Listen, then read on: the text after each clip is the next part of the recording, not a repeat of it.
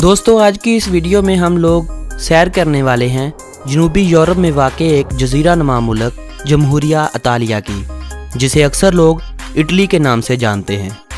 आज मैं आप लोगों को इस मुल्क से जुड़ी हुई कुछ ऐसी दिलचस्प और हैरानकुन मालूमात फराहम करूँगा जो यकीनन आप आज से पहले नहीं जानते होंगे।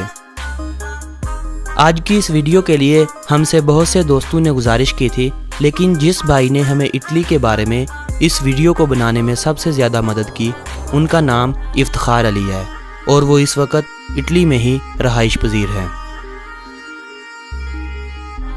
हस्बे मामूल नए आने वाले दोस्तों से गुजारिश है कि अगर आपने अभी तक YouTube पर मौजूद हमारा चैनल जानी टीवी सब्सक्राइब नहीं किया तो जल्दी से चैनल को सब्सक्राइब कर लें ताकि तमाम वीडियो सबसे पहले आपको मिलती रहें।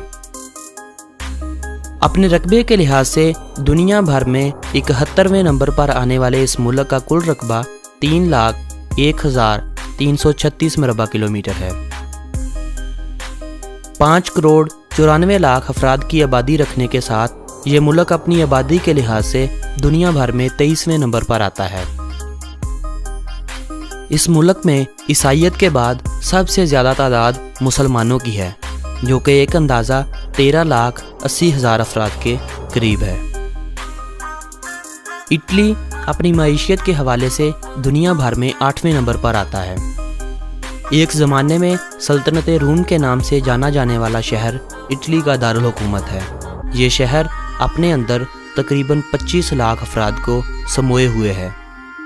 रूम शहर और सल्तनत रूम के आगाज़ से अंजाम तक की मुकम्मल तफसीलात हम आपको रूम शहर पर बनाई जाने वाली डॉक्यूमेंट्री में बताएंगे। इटली के बारे में अगर कुछ दिलचस्प हक़ाइक़ की बात की जाए तो ये मुल्क पूरे यूरोप में सबसे ऊंचे पहाड़ी सिलसिले के साथ पूरे यूरोप में पहले नंबर पर आता है। इटली में हर साल 50 मिलियन के करीब सियाहत के लिए आते हैं। इटली अपनी आमदनी का 60% इन्हीं सियाहों की मद में जमा करता है। इटली में जराइम की शरह 5%, जबकि तालीम की शरह 100% है। इटली में 5 साल से 15 साल के हर बच्चे को स्कूल भेजना माँ बाप पर लाजिम है। बच्चे की गैर हाजिरी की सूरत में वालिदैन को जुर्माने की सूरत में सज़ा का सामना करना पड़ता है। इटली में एवरेज तनख्वाह 700 से 900 यूरो के दरमियान है। इटली में 90% के करीब बूढ़े अफराद अकेले रहते हैं। ये कौम अपने कुत्तों से इस हद तक प्यार करती है कि इनके कुत्ते रात को इनके बिस्तर में सोते हैं और अगर ये बाजार जा रहे हों तो इनका कुत्ता इनकी गोद में होता है। गधे का गोश्त इटालियन लोग बड़े शौक से खाते हैं, लेकिन पिग मीट इनकी सबसे ज़्यादा पसंदीदा डिश है। जिस तरह मुसलमान ईद उल अज़हा पर बकरों का गोश्त सबसे ज़्यादा शौक से खाते हैं, बिल्कुल इसी तरह इटालियन लोग क्रिसमस के मौका पर पिग मीट की डिश को अपने लिए सबसे ज़्यादा फोकियत देते हैं। अगर हम बात करें एमिग्रेशन की तो ये यूरोप के दूसरे ममालिक के मुकाबले में बहुत आसान है। यहाँ पर वर्क परमिट लेना भी दूसरे यूरोपीय ममालिक के मुकाबले में काफ़ी आसान है, लेकिन अफसोस की बात ये कि यहाँ पर मज़दूर तबके के लिए कोई ज़्यादा काम मौजूद नहीं है।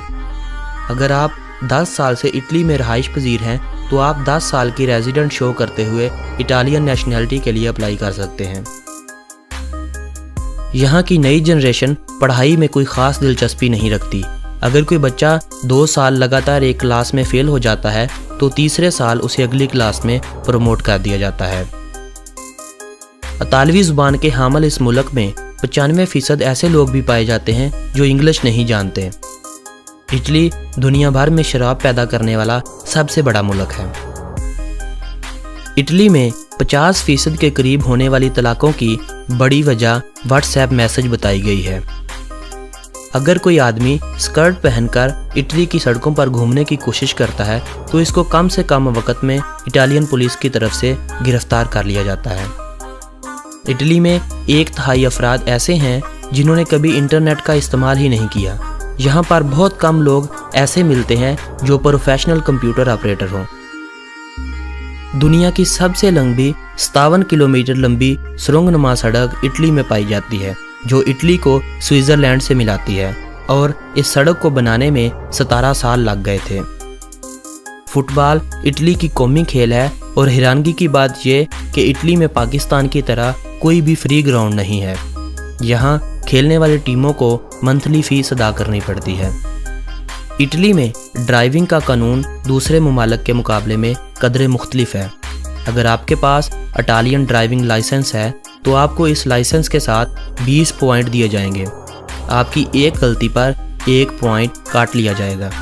20 غلطیاں مکمل ہونے پر آپ کو ڈرائیونگ لائسنس کے لیے دوبارہ اپلائی کرنا پڑے گا، اور اگر آپ بغیر لائسنس کے کار چلاتے پکڑے جاتے ہیں تو آپ کی کار ضبط ہو جائے گی اور اس کے ساتھ ساتھ آپ کو 1500 یورو جرمانہ بھی ادا کرنا پڑے گا۔ اٹلی کو عیسائیت کا گھر بھی کہا جاتا ہے۔ رومن کیتھولک فرقے کے روحانی پیشوا جنہیں پوپ کہا جاتا ہے، اٹلی میں ہی واقع ایک شہر ویٹیکن میں رہتا ہے، جو ہر سنڈے کو لوگوں کے سامنے آتا ہے۔ ان کے پوپ کے بارے میں کہا جاتا ہے کہ وہ کبھی بھی شادی نہیں کرتا۔ اس کے تمام حکم ماننا حکومت پر فرض ہوتا ہے۔ پوپ کا عہدہ تب تک اس کے پاس رہتا ہے جب تک وہ پوپ مر نہیں جاتا۔ کرسچن کی تاریخ میں صرف 2 ایسے پوپ گزرے ہیں جنہوں نے اس عہدے کو چھوڑ دیا تھا، ایک 100 سال پہلے اور ایک 2013 میں۔ ویٹیکن شہر کو اگر ہم اٹلی میں موجود ایک الگ ملک کہیں تو یہ کہنا بے جا نہ ہوگا، کیونکہ اس شہر کا مکمل خرچہ سوئٹزرلینڈ حکومت اٹھاتی ہے۔ یہ شہر عیسائیوں کے لیے وہی اہمیت کا حامل ہے جو مسلمانوں کے لیے مکہ مکرمہ۔ اٹلی میں سڑکوں کے نام شہروں کے نام پر رکھے جاتے ہیں، جیسے سڑکیں روم، سڑکیں ملن، اور کچھ سڑکوں کے نام دنوں اور تاریخوں پر بھی رکھے جاتے ہیں، جیسا کہ 20 اپریل ایک سڑک کا نام ہے۔ اگر ہم موسم کی بات کریں تو وہ بھی تمام شہروں کا ایک جیسا نہیں رہتا، جیسے کہ روم کا شمار گرم شہروں میں ہوتا ہے اور ملن کا ٹھنڈے شہروں میں۔ اٹلی میں جب کوئی مرتا ہے اور اسے کار سے نکالا جاتا ہے تو سارے لوگ تالیاں بجاتے ہیں، جیسے ہمارے ہاں کسی محفل میں کسی نامور بندے کی آمد پر بجائی جاتی ہیں۔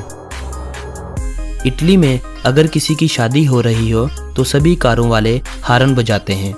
سڑکوں پر ہر طرف ہارن ہی ہارن بج رہے ہوتے ہیں۔ اگر وقت کی بات کی جائے تو وقت کے لحاظ سے اٹلی پاکستان سے 4 گھنٹے پیچھے ہے، لیکن یہ وقفہ اپریل کے مہینے سے اکتوبر تک 3 گھنٹے کا رہ جاتا ہے، کیونکہ ان ماہ میں اٹلی کا ٹائم زون 1 گھنٹے کے لیے بدل دیا جاتا ہے۔ اٹلی کی کرنسی کو یورو کہا جاتا ہے اور 1 یورو پاکستانی 122.88 روپوں کے برابر ہے۔ اٹلی کا کالنگ کوڈ +39 ہے۔ دوستو، یہ تھی اٹلی کے بارے میں کچھ ایسی معلومات جو آپ میں سے اکثر لوگ نہیں جانتے ہوں گے۔ میں امید کرتا ہوں کہ آپ کو میری یہ کاوش پسند آئی ہوگی۔ میری حوصلہ افزائی کے لیے ویڈیو کو لائک ضرور کر دیں اور اس ویڈیو کو اپنے دوستوں کے ساتھ واٹس ایپ اور فیس بک پر ضرور شیئر کریں۔ اگلی ویڈیو تک مجھے دے اجازت۔ اللہ نگہبان۔